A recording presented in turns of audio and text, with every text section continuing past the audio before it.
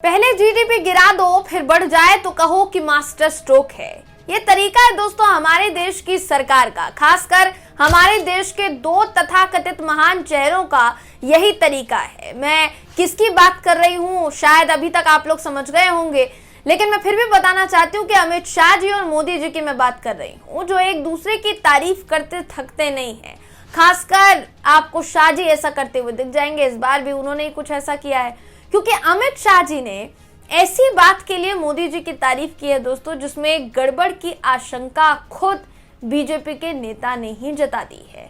सुब्रमण्यम स्वामी ने बहुत बड़ा खुलासा किया है। क्या कहा है इस खबर में मैं आपको बताऊंगी। नमस्कार, मेरा नाम है जयंती झा और आप देख रहे हैं दोस्तों देश नीति।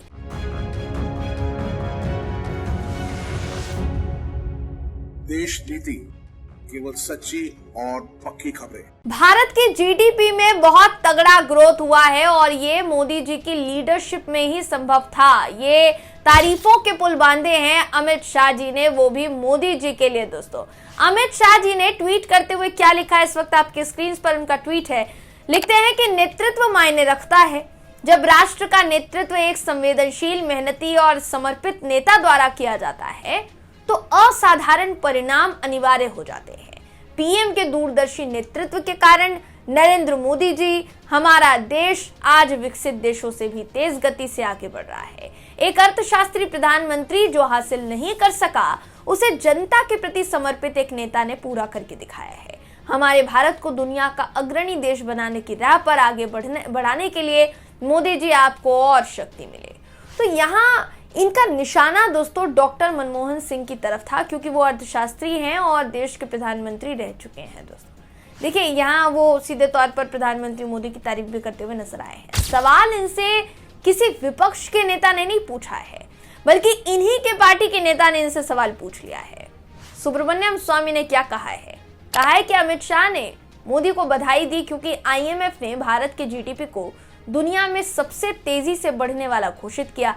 लेकिन अमित शाह, जिनके पास BS जियोलॉजी में डिग्री है, उन्हें यह नहीं पता कि IMF के पास कोई स्वतंत्र डेटा संग्रह नहीं है, लेकिन ये भारत के CSO डेटा पर निर्भर है, जो गढ़ने के लिए PMO पर निर्भरता ज्यादा है। यानी सुब्रमण्यम स्वामी का आरोप है दोस्तों, मोटा मोटी तौर पर अगर आपको समझाने की कोशिश करूं तो डेटा PMO से निकल कर आता है।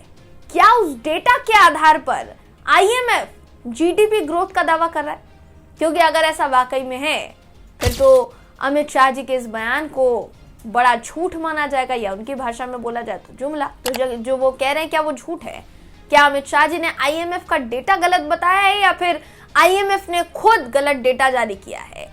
उनके इस सवाल पर तथ्यों की जांच तो देखिए होनी चाहिए दोस्तों सुब्रमण्यम स्वामी, क्योंकि संयोग ये नहीं हो सकता कि अभी 2 दिन पहले ही बेरोजगारी दर घटने का डेटा रिलीज किया गया और अब इसका डेटा रिलीज किया गया है।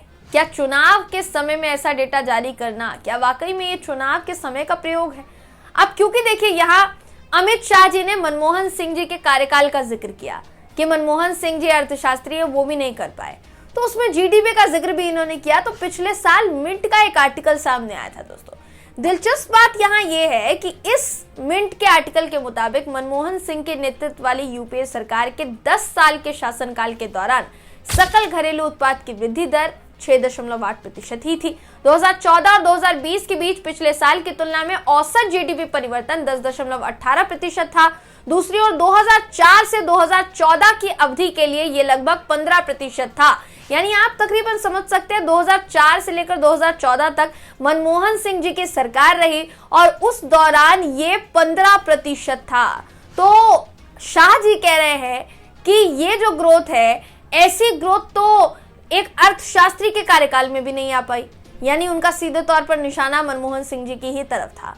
मगर क्या इसकी जांच नहीं होनी चाहिए कि IMF ने ये डेटा कहां से निकाला, क्या सोर्स थे, किस सोर्स के आधार पर ये डेटा निकाला गया? देखिए, हम इसके खिलाफ नहीं है कि GDP बढ़ रही है देश की तो हमें खराब लग रहा है। GDP बढ़े, हमारा देश तरक्की करे, बहुत तरक्की करे, हम तो यही चाहते हैं। लेकिन क्या वाकई में तरक्की एकदम विकास के आधार पर हो रही है या फिर गढ़ी जा रही है? क्योंकि दोस्तों देखिए, अगले साल लोकसभा चुनाव है, उससे पहले 5 राज्यों में विधानसभा चुनाव होने वाले हैं। तो इन चुनावों में अब क्योंकि एक संप्रदायीकरण का मुद्दा कहीं ना कहीं धराशायी होता हुआ नजर आ रहा है, तो क्या विकास के नाम पर जानबूझकर जुमले गढ़े जा रहे हैं? क्या विकास के नाम पर जानबूझकर कागज में विकास दिखाया जा रहा है? क्या विकास के नाम पर जानबूझकर इस तरीके के आंकड़े पेश किए जा रहे हैं? ये सवाल दोस्तों, तमाम तरीके के सवाल इस वक्त खड़े हो रहे हैं। क्योंकि देखिए, अगर बात की जाए जीडीपी की, तो इससे पहले जीडीपी गिरी भी है, उठी भी है। अगर उठी है और सही तरीके से उठी है तो बहुत बेहतरीन बात है और ऐसा होना भी चाहिए। अगर हमारे देश की सरकार ऐसा कर रही है और इस पर ध्यान दे रही है तो खुशखबरी की बात है। लेकिन जांच जरूरी है, क्योंकि जो सवाल उठाया है अर्थशास्त्र की अच्छी समझ रखने वाले सुब्रमण्यम स्वामी ने उठाया। और दूसरी बात ये कि उसी सरकार में नेता हैं और इससे पहले एक अहम पद पर भी रह चुके हैं, उसी सरकार में जिस सरकार में प्रधानमंत्री मोदी की तारीफ की जा रही है। तो इस पूरी खबर को लेकर आप क्या सोचते हैं, आपकी क्या राय है, कमेंट करके हमें जरूर बताइएगा। वीडियो अगर आपको पसंद आया हो तो वीडियो को लाइक कीजिए, शेयर कीजिए, चैनल को सब्सक्राइब करना बिल्कुल भी ना भूलें। फिर मुलाकात होगी आपसे अगले वीडियो में, तब तक के लिए नमस्कार।